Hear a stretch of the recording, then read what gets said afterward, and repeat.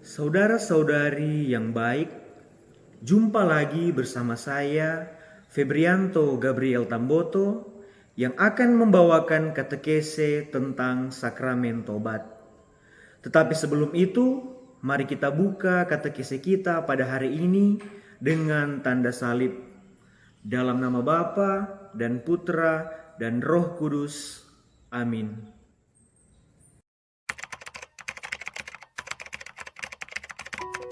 Dalam Katekismus Gereja Katolik, sakramen tobat dan sakramen pengurapan orang sakit dikelompokkan dalam sebutan sakramen penyembuhan.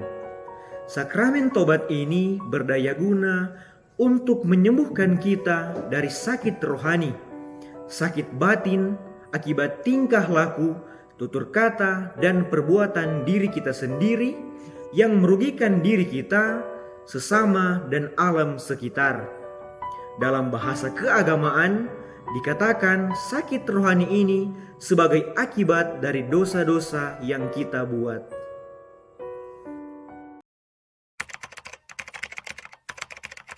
Dalam Gereja Katolik, sakramen tobat ada karena Gereja Katolik ingin membuat manusia hidup menjadi bersih dari segala dosa yang telah mereka perbuat dan membuat suatu perubahan dalam hidup mereka dengan rahmat yang diperoleh mereka dari Tuhan.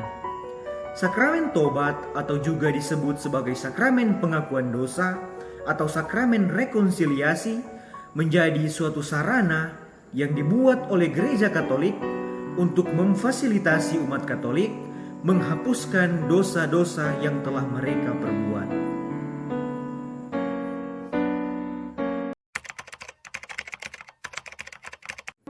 Dosa adalah suatu pelanggaran terhadap akal budi, kebenaran nurani yang baik, kesalahan terhadap kasih yang benar terhadap Allah dan sesama atas dasar suatu ketergantungan yang tidak normal kepada barang-barang tertentu.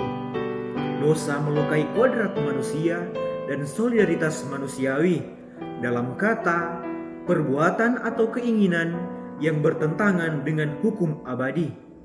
Dosa juga dapat dikatakan sebagai suatu pengkhianatan atas suatu relasi personal kita dengan Allah, atau dengan kata lain, menunjukkan ketidakpercayaan kita kepada Allah, memberontak terhadap kasih Allah dan membalikkan hati kita dari Allah sendiri.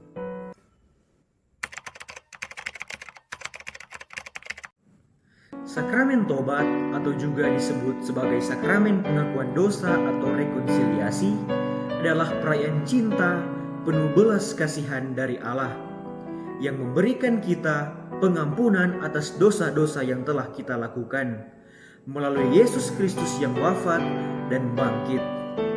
Melalui pelayanan gereja ini, kita didamaikan dengan Allah dan dengan sesama. Sakramen ini dilambangkan oleh Yesus Kristus pada saat Ia menampakkan dirinya kepada para muridnya dengan berkata, "Terimalah Roh Kudus, jika kamu mengampuni dosa orang, dosanya diampuni, dan jikalau kamu menyatakan dosa-dosa orang, tetap ada, dosanya tetap ada."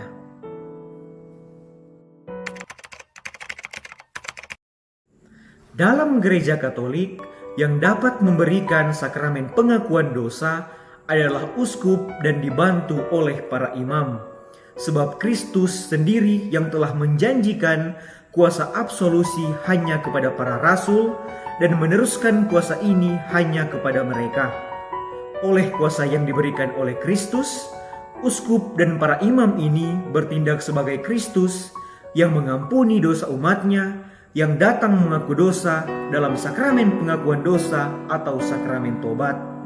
Setiap orang yang telah dibaptis dan memiliki kemauan untuk memperbaiki diri dan menyadari segala dosa berhak untuk menerima sakramen tobat.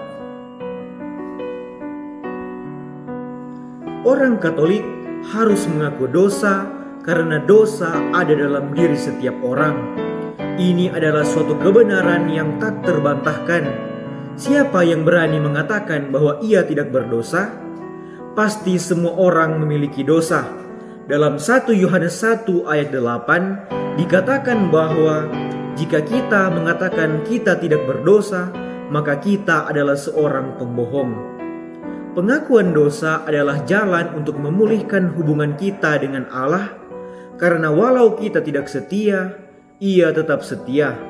Dalam 2 Timotius 2 ayat 13 dikatakan bahwa jika kita mengakui dosa kita, maka Ia yang adalah setia dan adil, sehingga Ia akan mengampuni segala dosa kita dan menyucikan kita dari segala kejahatan.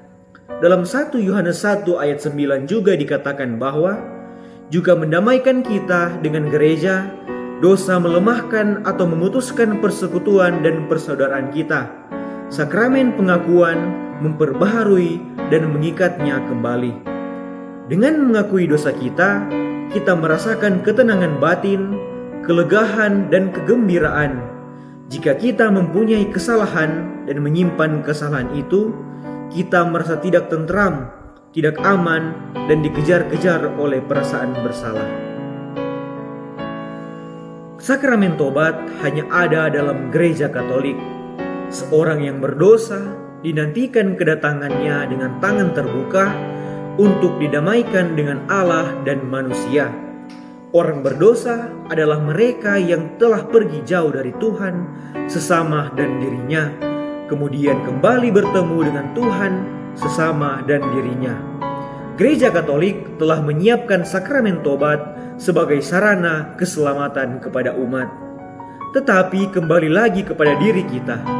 Apakah ada kemauan dalam diri kita untuk menggunakan kesempatan berahmat ini? Apakah ada rasa bersalah menyadari diri kita sebagai seorang yang berdosa? Apakah setelah menyadari kesalahan itu, ada kemauan untuk datang bertemu dengan Tuhan dalam penerimaan sakramen tobat? Dan apakah kita mau bertobat? Dalam pertobatan yang sejati, harus ada niat yang baik untuk memperbaiki diri dan memulai kehidupan yang baru. Hidup yang sesuai dengan Injil dan ajaran-ajaran iman Katolik.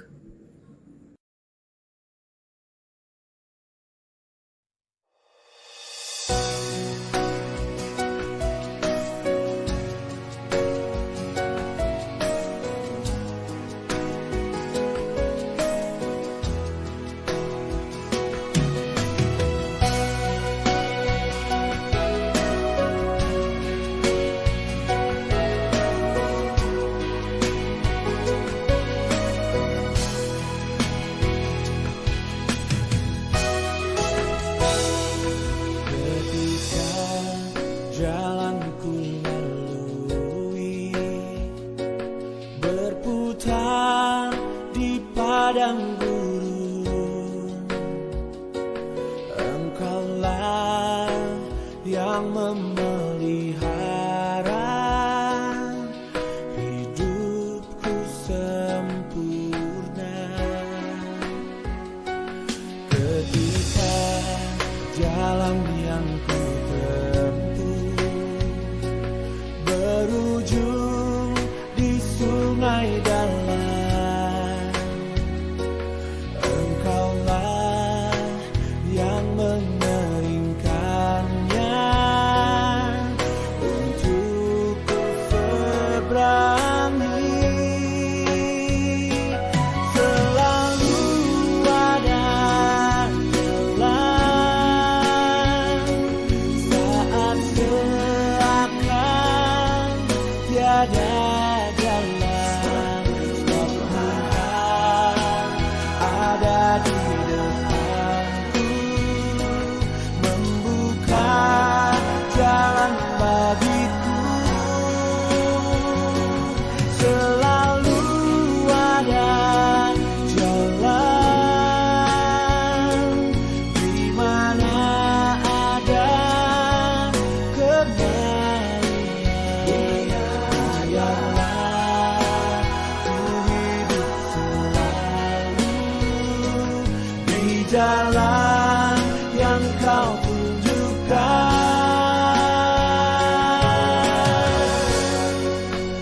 kepadaku. Saudara-saudari yang baik, demikianlah katekesi singkat tentang sakramen tobat ini.